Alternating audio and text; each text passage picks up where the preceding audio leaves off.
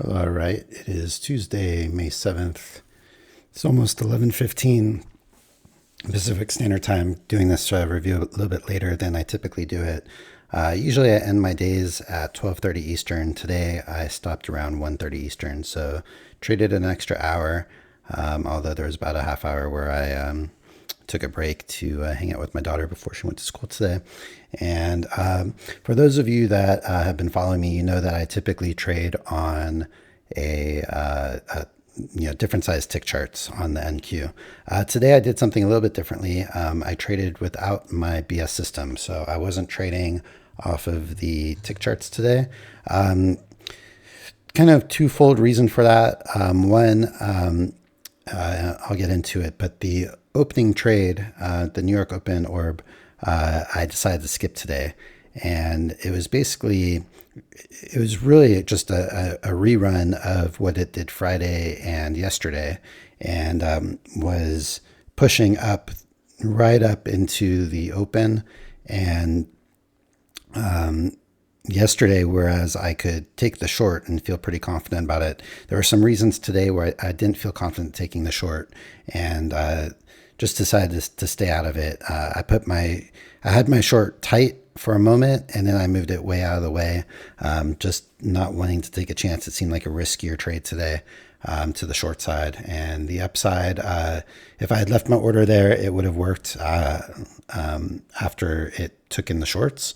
But I chose to stay out of it. So then when I switched over and I was looking for tick charts, right as I was, I found 4 tick charts that I was going to trade with. And then right as I was starting my stream, all 4 tick charts went bad at the same time. And to me, that was like a bad sign for the day. I've seen that happen before. And then when I've tried to go on and find other charts and trade them, I had really bad days those days. So I just took it as a sign of like, you know what, let's do something different. It's something I've been wanting to do and thinking about doing for a while now. And that was to trade off of the 1 minute chart instead of the tick charts. And so that's what I decided to do for the rest of the day. I actually did find 1 or 2 more tick charts, but I decided to just ignore them and not trade off of them. And it's a good thing because they both picked up a loss pretty quickly in the morning. So today I had to stay patient. This is the whole session. So this is the session open. The New York Open was over here, and I stayed out of that, like I said. And so then on these big moves, I just was staying patient, looking for a trade I really liked. There was a long kind of in this area that I was really considering taking, and it didn't set up quite how I was hoping it would, and so I stayed out of it, and then it really pushed up strong. I did get a trade later in the day. It wasn't until about 1 Eastern when I finally got this trade, and took along. It actually went against me a little bit, and I added a contract, but I'll get into that and show that in a second. For anyone that's looking to pick up Apex evaluations, the 80% discount is still going on. You can use this code or any other. The discount is going all the way through the end of the month, so May 31st, along with the 1-day pass and half price resets. So there's no rush to buy accounts. And I think even if you passed an account today, you wouldn't make it for the PA payout for the next cycle anyway. So there's room, no need to rush anything. If you're already working on accounts, no need to buy them right away. And I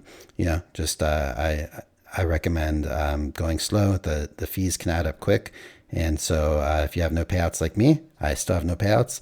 I have a lot of accounts now, but I have a lot of experience on Apex, and I have a lot of experience with my strategy, and we can see my winning percent is high. So I'm on the right path, and I'm just going slow and steady and building up accounts at this point, but I'm still searching for my first payout. I suggest going slow because the payout or the fees do add up quick. And you can see I'm up to 39 evaluations and 10 PAs without a payout, and I'm in for over $2,000 all combined. So, it adds up faster than you probably think.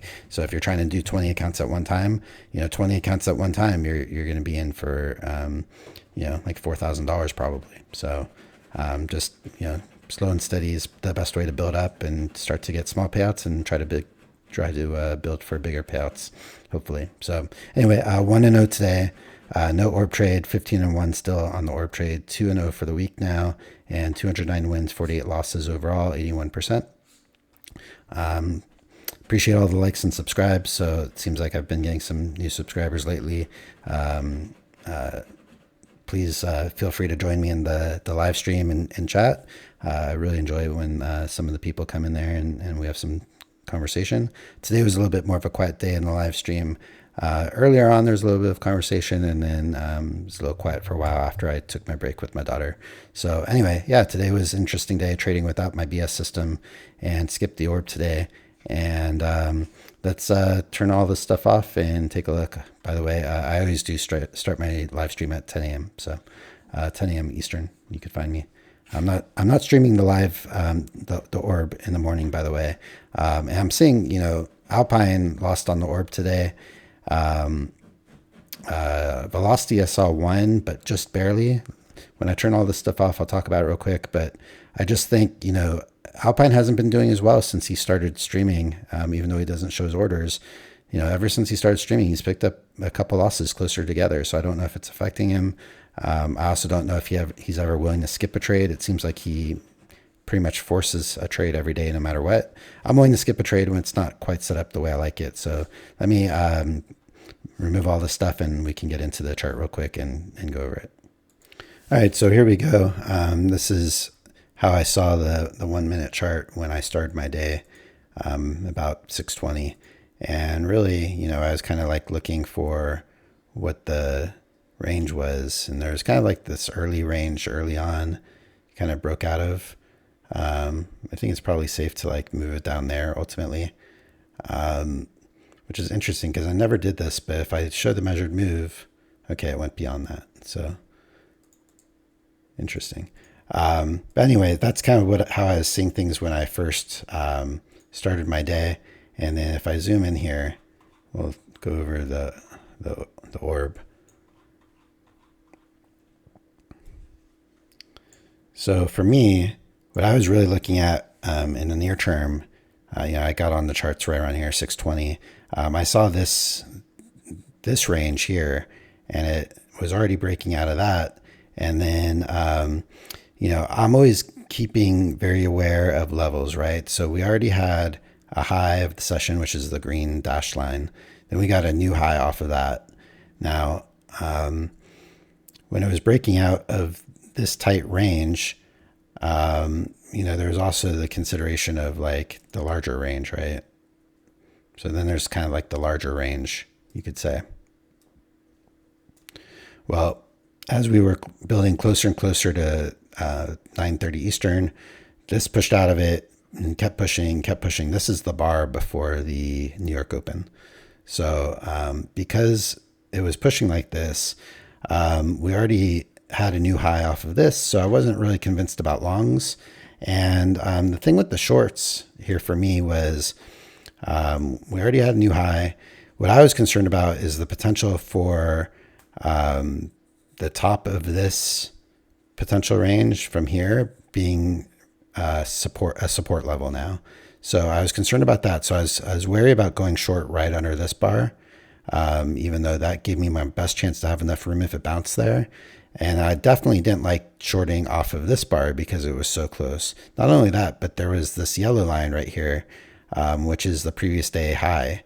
And so I was worried about that playing a support level as well, which also, if you look, was kind of like right lined up with maybe this little potential range that it broke out of as well. So I just didn't like going short because I didn't want, there's multiple levels where you could bounce off of. You could bounce off this, you could bounce off this. The EMA is there, you could bounce off that. And then hard to see here with this range I just drew. But there's also the previous day close, which is the New York close of the session yesterday. And so I was also concerned about a bounce right there, which is essentially what happened, right? It touched that and it bounced. So I didn't like the shorts. I had my short up here and then I changed my mind and I moved it all the way down below this, which obviously didn't come into play at all. And then when this bar formed, and it would have worked for anyone that was super tight, but it didn't work for anyone that was, in this area, I decided, you know what, I don't like the way this is, because the only way to win the short was to go really tight. And then as this bar started to form, I just said, you know what, I'm not going to take a chance on like this going up, just barely making a new high, and then going back down and make me lose the trade. So I just decided, you know what, it's just not worth it, and I decided to skip the trade. It just There's too many factors that weren't the way I like to see it when the trade's going to happen, and so I just decided to stay out of it. Alpine got bottom ticked. He had his entry higher, and then he moved it lower, and he ended up getting tagged in right here for a short, and it went against him. He lost a bunch of accounts because he added a contract up here, and so he blew his accounts. And then the accounts that didn't get blown at that point for Alpine, he was able to get out of the trade down here and save his account, the accounts that were left over, like half of them, for profit. So honestly, I think he would have been fine if he just didn't add where he added. I think he added a little too quick on a really strong bar, and I think that was what got him. I have a feeling he would have survived if he didn't add, and then this was the peak, and then he probably could have got out of all of his counts. So I think it was a little bit of maybe a mental error on his part. I also think his entry obviously was not good. So I don't know if that's streaming it live that's affecting him, making him kind of make a couple poor decisions that he usually makes on the trade. But he handled it well, and I think he handled it the way he should, because he's got so much experience with the trade. But I do wonder, maybe he should just not show it on the live stream. I'm not going to show it on the live stream. Originally, it was for the reason of not wanting to do it because he wasn't doing it. Now he's showing it, but now that I'm seeing how he's having a harder time with it, I think I don't want to add any pressure to me. I'm still new to the trade. I've only taken it 16 times, and I'm 15-1. So I'm having good success with it, and I don't want to change anything that I've been doing. So I'm just going to keep trading it off stream. And I only trade it when I feel good about the trade. If I don't like the trade, I'm going to skip it. Most of the time, I like it. I think it's only the maybe third or fourth time I've skipped it. Anyway, so then things played out. I started my stream just after 7, and really it became pretty quickly apparent that I wasn't going to be able to trade my normal strategy. So I came back to the 1 minute, and it was around here. Let's see here. It was around here where I had measured as one big leg, when we had a leg down and a leg down, and this wasn't quite reaching. This wasn't quite reaching down here, right? And so it seemed like there was kind of like a support level going across that was holding. And so when I saw that, I was actually considering taking a long right up here. And to me, what I was looking at also, in addition to the bigger thing, was I was thinking one leg up, 2 legs up. So that's kind of what I was looking for, which lined up with kind of here. So that's kind of what I was expecting. I was gonna enter this trade.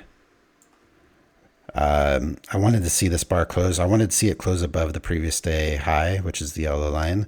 If it closed above it, I was going to take a long. It closed below it, and so I just decided to not take the chance.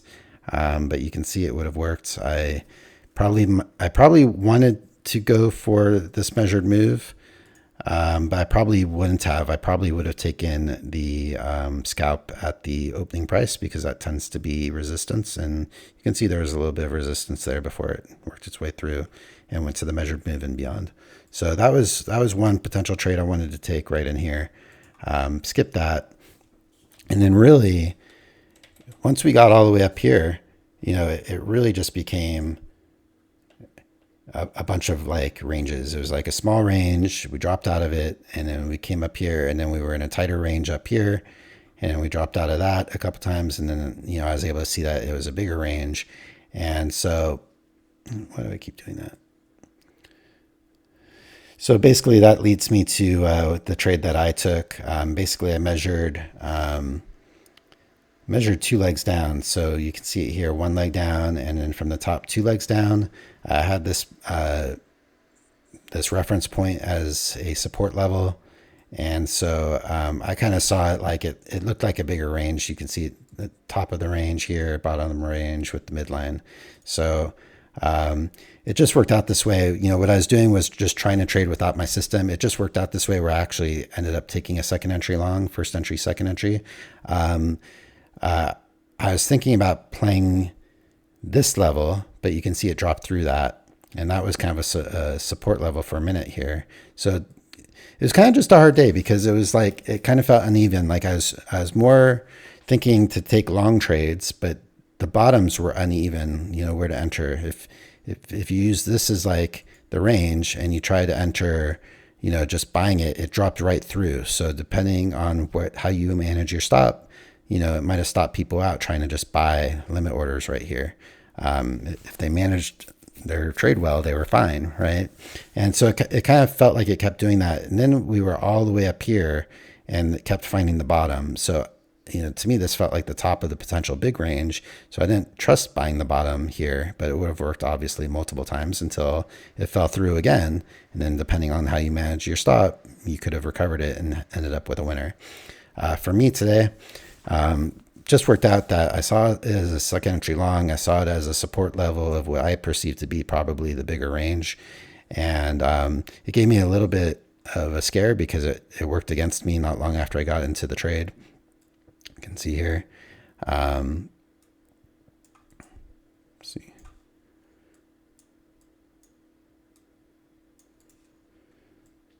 So you can see here, I entered the trade here. Just manually, and then my exit was just going to be a manual entry or exit depending on where I saw resistance. So the first thing I wanted to see was that this didn't hold as resistance, and I didn't like that this pulled back. But what I did want to do is I saw this as a higher low from the second entry. I entered it before it even triggered on this bar, and so originally I was thinking to just scalp out of that additional contract right here at the resistance. But then, you know, I kind of felt like I could get a little bit more. So I went for the midline of what I perceived as the next resistance point, you know, around the EMA. So I didn't even have this green one yet at this point. So I could take this off. You know, so this is what I was looking at. Like, I just wanted to see it get through this. So I took my first contract off here and was up a little bit, and you can see it, you know, my first contract from my ad, you know, was still higher from my original entry. So that was already a win. And then I really thought we were going to make, where is it? I really thought we were going to make it back to the top. So I wanted to do that. But there's some like resistance here clearly from here. And so I just decided to take my extra contract off as well. And so that netted me $132, just on the evaluation, just taking it easy, kind of like no risk trades on the evaluation, trading this way. And so I want to do more of this as I move forward. It was the only trade I saw that I really liked today, other than one that I talked about earlier. And yeah, you know, it's like kept wanting and thinking to play the tops for the resistance level and just put a limit order short up here. But I kept thinking it would do this kind of thing. I actually thought it would go further. I was looking at that measured move up still, so it basically just barely came up shy of it. And then that's when I stopped for the day, kind of around here. And as we can see, major sell-off after I stopped. So I'm not surprised. You know, it made a high. It retested it a second time. It made a new high a third time. You know, when the market does tries something 3 times and it can't do it, it tends to go the other direction. So I'm not surprised about the sell-off. You know, not sure if I would have jumped on board for that or not. I don't like chasing trades, but I think it was pretty safe to say that this thing was going to drop through once it broke through here. So who knows? But yeah, that was my trading day. It was not a very exciting day for most of the day. And then I was happy to pick up this one trade and happy with the way I played it. And I want to try more of this on stream just to get comfortable doing it, so that I could kind of have three facets to my game. I'll have the opening orb trade, then I'll have my regular BS scalping system, and then I can also trade off the 1 minute chart and do it in a little bit more of a freestyle way. So I think if I can kind of improve how I trade this way on the 1 minute and kind of build some confidence doing that, then I can really have a pretty solid multiple system dynamic way of trading where, if I'm not getting trades with one system, like for today, I didn't get a trade with the opening trade, and then the charts weren't really good charts for me to trade my regular BS system, then I can move on and trade off the 1 minute and still have the chance to get some trades. And today I was able to show myself that, yeah, I can still get a trade even when the trade worked against me. Right away, I knew where to make a good ad and worked in my favor and was able to do well. So, it's kind of hard to commit to doing it when, I'm still keeping track of my stats. And I've been a solid 80% trader the way I've been trading. And so I don't want to, ruin that and become a worse win rate trader because of trading kind of more freelance on the 1 minute. But this is kind of the stage I'm at in my trading, and I'm still trying to develop things. Ultimately, I'm going to stay focused on the opening trade and the BS system in terms of my PA accounts.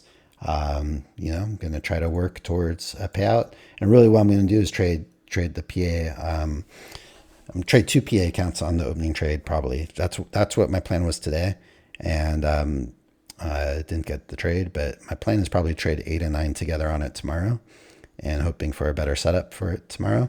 And then, the goal will be to build up, I'm going to kind of stagger. I'm going to do 8 every day on the opening, and then include 7 with it or 9 with it every day. I'm going to try to build up those 2 25K accounts at the same time as the 50K, try to get to payouts, and then hopefully I'll get some more PAs as well. And then I'll start putting more PAs on the open, and then trading the rest of the accounts on the BS system or on the 1 minute chart. So that's kind of my game plan moving forward. But having said all of that, let's see here.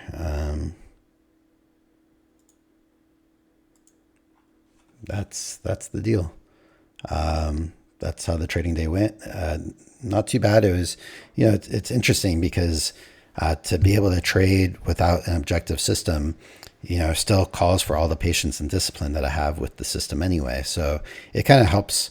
There's a lot of times I felt like, I could jump in and chase and do this and that, but who knows, I probably would have got chopped up today. I felt like I played things right. Someone in my stream was saying, well, I thought you were going to play more aggressively today. And no, the point of being kind of a freelance trader wasn't to be more aggressive. It was just to give myself opportunities to trade outside of my regular systems. And it wasn't about being more aggressive, just about freeing myself of the constraints of my regular system. So it worked out today with just one trade, but I consider that a success. And trading without the BS system, skipped the orb, but still managed to get a trade. And that's how I want things to be able to work as I move forward. If one system isn't getting me a trade for a day, have another system. If that system isn't getting me a trade for the day, have another one, and just be dynamic and versatile and being able to continue to work towards my goals. So that's it. 1-0 today, $132 win, which, by the way, it's still basically as good or better than a regular typical scalp for me on my BS system. So I'm still managing to get about the same profit doing it that way today. We'll see how that works out for me as I try to fold it into my way of trading in the future as well. So thanks for watching. Appreciate the subscribers. Appreciate anyone using the code. And check me out 10 a.m. Eastern tomorrow. I'll be back at it. And I hope you had a good trading day and good trading week so far. And I've said it all. That's it for now. See you tomorrow.